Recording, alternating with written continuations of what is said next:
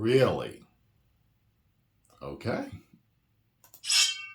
Well, it looks like we know what Marvel Studios is going to do for the final villain of the multiverse saga. There is a lot that has happened recently with Jonathan Majors being in court, being found guilty. Marvel Studios has officially decided to move on without Jonathan Majors, and it looks like both reports that we have received about the future of Kang the Conqueror are indeed true. Last week we talked about how two things are happening with Marvel Studios. One is that Avengers Kang Dynasty is not Avengers Kang Dynasty anymore. And that does seem to be the case. Right now over at Marvel Studios, it looks like they are just referring to it as Avengers 5 right now. However, at the same time, that doesn't mean Kang is completely done. According to reports, they are simply sweeping him under the rug for the time being, and he is indeed going to be returning in Avengers Secret Wars. However, it does seem like another villain is going to play a pretty prominent role in Avengers Secret Wars as well. And it does seem like Marvel Studios is going to kind of take a page from Marvel Comics for Secret Wars. So a lot to break down today. It also looks like we might have a rough release date for Avengers 5 and Spider-Man 4, which we'll talk about, of course, in this video. So if you're new, be sure to subscribe so you don't miss out on any of the latest videos, and if you subscribe and leave a comment, you're entered in our giveaway for a chance to win a PS5, an Xbox Series X, some Marvel Legends items, and some DC items. Winner picks one item. We pick one winner at the end of each month, and we're almost at the end of the month, so be sure to subscribe. So right away, let's just hit you with the Avengers 5 and Spider-Man 4 news. It looks like, according to insider Daniel RPK, Avengers 5 is not going to be filming until late 2024 this year. This is good news because right now, Avengers the Kang Dynasty is slated for May 1st of 2026. So the fact that they are starting filming and production a year and a half before the movie's release date is really, really good news. That gives them a lot of time to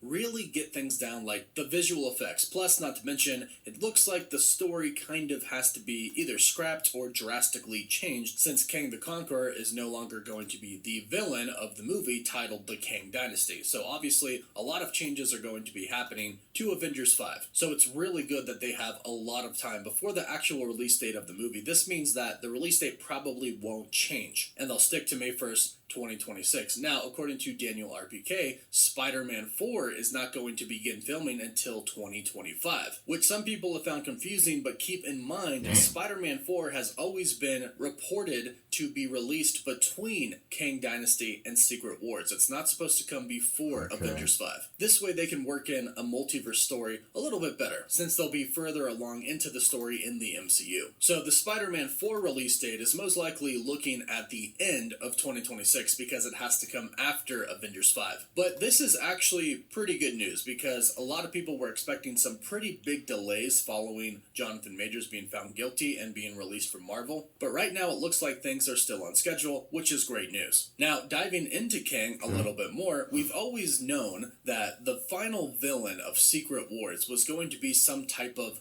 Beyonder variant. Insiders have been pretty vague about what exactly to expect. However, it looks like we might finally know how exactly the Beyonder and Kang are going to come into play in Avengers Secret Wars. Now, before we thought it might have been a Kang variant who is the Beyonder, but right now it's looking like the Beyonder could simply be himself. And we could be looking at a very comic accurate Beyonder Secret Wars story here. Now, it looks like Marvel Studios has a very specific purpose for the Beyonder and for Kang in Secret Wars. And it looks like they are kind of going to be using this as an excuse to recast Kang. That's at least what the insider My Time to Shine Hello stated on December 25th, yesterday. She tweeted another one, as in another scoop. The Beyonder is still the main villain for Secret Wars. That will be their excuse to recast Kang. Then to top it all off, Alex Perez, another insider from thecosmiccircus.com, retweeted this tweet simply stating, "Yup," meaning he's heard the same thing. So right off the bat, this does tell us that Kang is indeed going to be staying in the MCU. They are indeed going to push him to the side for a little bit, but he'll return in a pretty big way in Avengers Secret Wars, and of course, he'll be recast. Now, quick side note, a lot of people are asking, well, what if Jonathan Majors appeals and what if he wins? Will Marvel Studios and Disney then take him back? And that really is an excellent question, especially since Marvel Studios and Disney have taken people back before. The perfect example is James Gunn.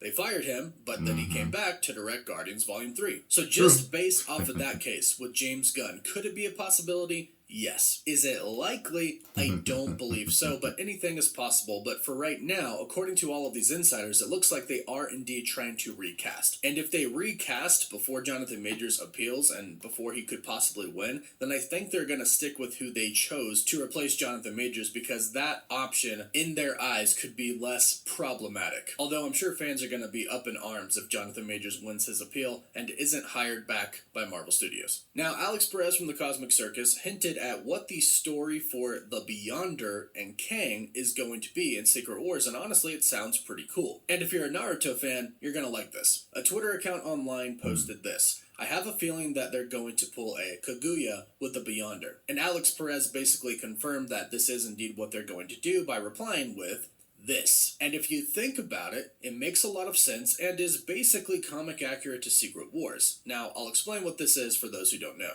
In Naruto, they basically made a villain that was way too powerful for anybody to defeat. So a bigger villain was introduced to kill him, Kaguya. Kaguya was much more powerful, but she actually had greater weaknesses that the heroes could exploit. So essentially, she was more vulnerable. She was much more powerful. Never got that far. Actually was defeatable. And it looks like that could be what they're going to be doing with Kang and the Beyonder. So Kang could grow to be way too powerful for anybody to defeat until the Beyonder steps in and defeats Kang himself. And then that's when the heroes step in to defeat the Beyonder, because in the comics, Doom takes the powers of the Beyonder and he becomes God Emperor Doom. But I think there could be a little bit of a twist here. I think the Beyonder could come in and defeat the Council of Kangs, but then I think a Kang variant could take the powers of the Beyonder, and that's how we get this Kang Beyonder variant that everybody has been reporting and talking about for a long time now. That way they make it to where Kang is still the villain that has been set up since basically the beginning of the multiverse saga with Loki Season 1, when they introduced a variant of Kang, He Who Remains. Then of course Loki 2, Ant-Man and the Wasp: Quantumania. It would be nice to see Kang still be the final big bad at the end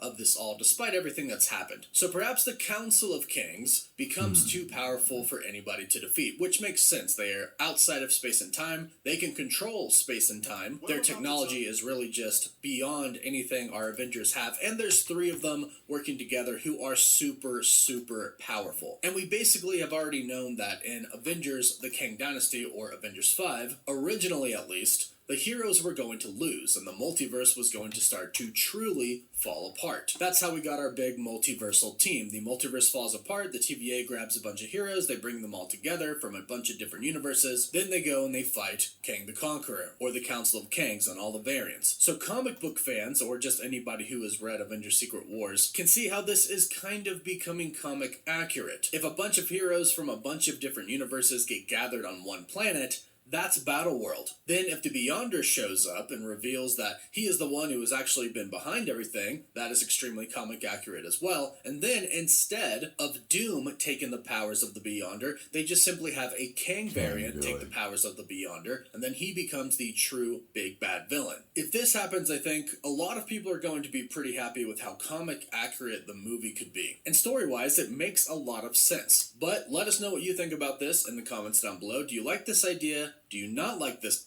Well, I'll tell you this. I'm okay with it. I'm okay with those details. I remember the Beyonder when I was a kid. I remember taking a look at a few comic books. My buddy was collecting that saga at the time. So he told me the most about it. I didn't read it all because I was mainly just Spider-Man. That's all I really read. But I remember him telling me about it when we were kids. I'm okay with this, and they could recast Kang if if he doesn't win his appeal. I think that if he does appeal and he wins, that's definitely a high chance that they will. Especially since they brought Gunn back, and I think the fans would really jump on their back if they didn't bring him back after that, especially with what they did with Gunn. So I think there's a chance if he wins, we're going to see him as Kang. That'd be very interesting to see. And then for Kang to take the Beyonder's powers, that would be, that's a different twist.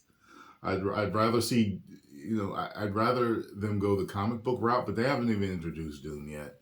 So, but that's a twist that I think that I would be okay with.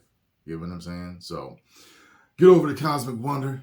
Tell them Tyrone Magnus sent you and subscribe. Because as you can see, he gets the scoops. And let me know what you think about this. If you enjoyed my thoughts and reaction to this, make sure you hit the like button, subscribe, and share. And I will see you in the next video.